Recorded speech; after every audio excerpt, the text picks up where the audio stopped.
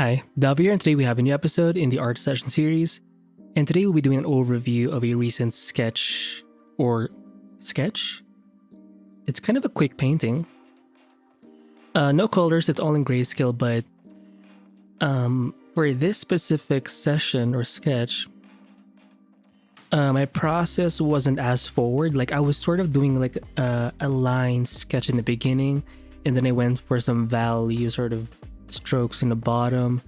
So I was trying to figure out this piece. Like I had no concrete idea of what I wanted to do.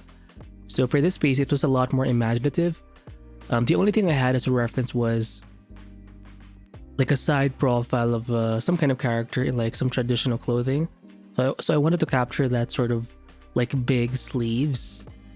Just think of the Japanese sort of like sleeve thingies where they're kind of loose and big. So I just wanted to see that kind of, I think it's called a kimono, no idea. So I just wanted to jot that down with some like pencil strokes, or well, they look like pencil strokes, but it's the same brush. I just changed like the brush size, right? But yeah, that was it. Once I jotted that small incomplete idea down, and then I started adding some values. So to me, this sort of approach is it can lead to a lot of uncertainty, obviously, because you're not doing things step by step. You're sort of figuring things out chunk by chunk or piece by piece. And in a way, you're sort of almost excited in a way, or excited, nervous as to what may come out in the end. But yeah, I also tried to capture like the leg sort of being pushed forward because this guy is sitting somewhere. And so I did add some like values for the tree trunks or these huge like tree branches. So basically I wanted this guy or person to be just sitting in that thing. And sometimes that's all you need. You don't need like a complete idea. You can find your more complete idea as you draw or paint and follow through with this sort of process. So I did add some darker marks for, to suggest some kind of bark in the trees. I wanted those branches to actually look like actual branches. I used a different brush for adding like these big value like washes. I did go for a more charcoal look, so I am using more charcoal-esque brushes for this one.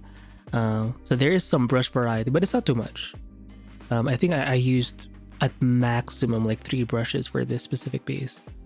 And I noticed I did use a lot more layering for this one.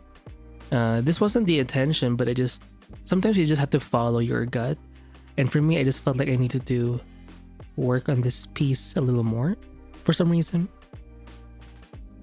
And yes, I do consider the lines in the beginning, some contour lines, some gestural lines, but also I was thinking about values, meaning the lighting. Like I wanted the guy or this person to be sort of lit, and then everything down would be like dark. So they're sort of obviously the focal point, but they're kind of just there amongst the trees, or they're somewhere in the some kind of natural spot, and they're just there maybe contemplating or something. That's kind of the vibe I was going for.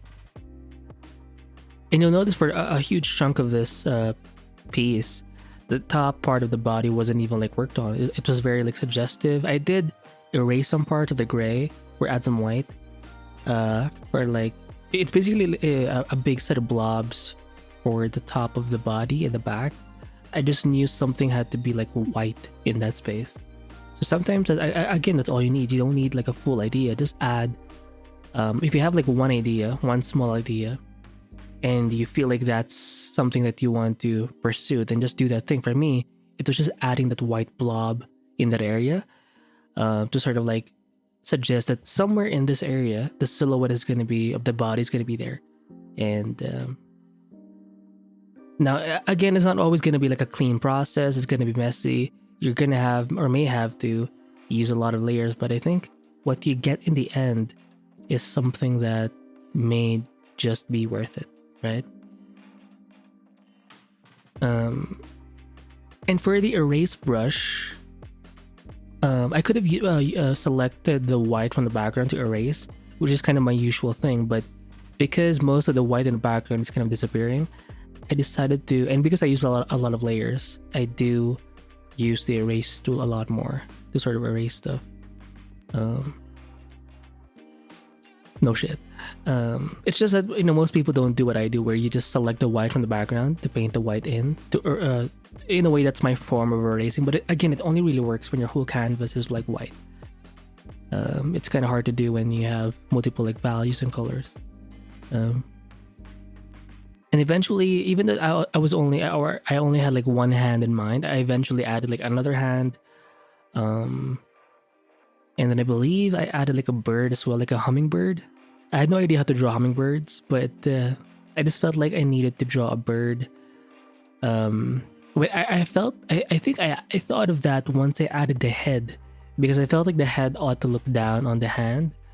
And then once I had that pose, then I thought, you know what, maybe they're trying to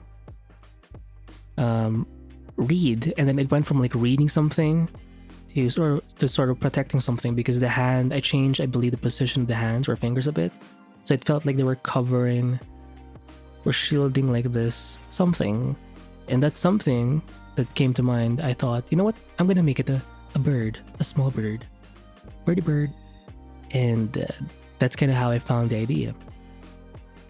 Now, did I know this from the very beginning? No, this is something I just found out as I kept pushing through the piece. And sometimes I think a good portion of your artwork may end up having this kind of process where you know maybe like 5% in the beginning, and then you sort of work your way. You just push through the piece by spending more time with it.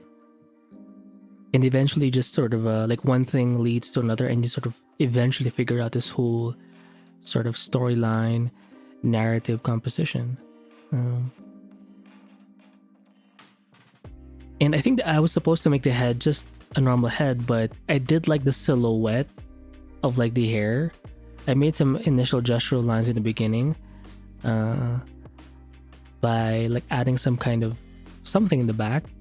I was supposed to quit on that idea, but I decided to, you know, to make it like a long sort of hair thing, because I felt like that shape looks really great, and it breaks the silhouette or the background a bit, because in the background it's all just gray, a bunch of gray values. So adding like something to break that up, and making that thing this guy's hair, I think that was a really cool thing to do.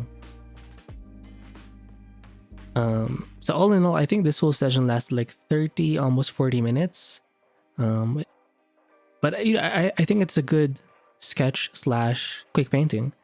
And again, for stuff like these, I think it's more fun to, well, not more fun, but it's interesting to just use gray values, just because you're not really thinking, you have less things to worry about, right?